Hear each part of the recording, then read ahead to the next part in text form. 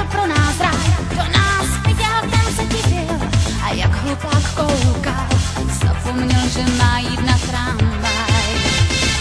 Když jsme si jich všimli, to už bylo povšem.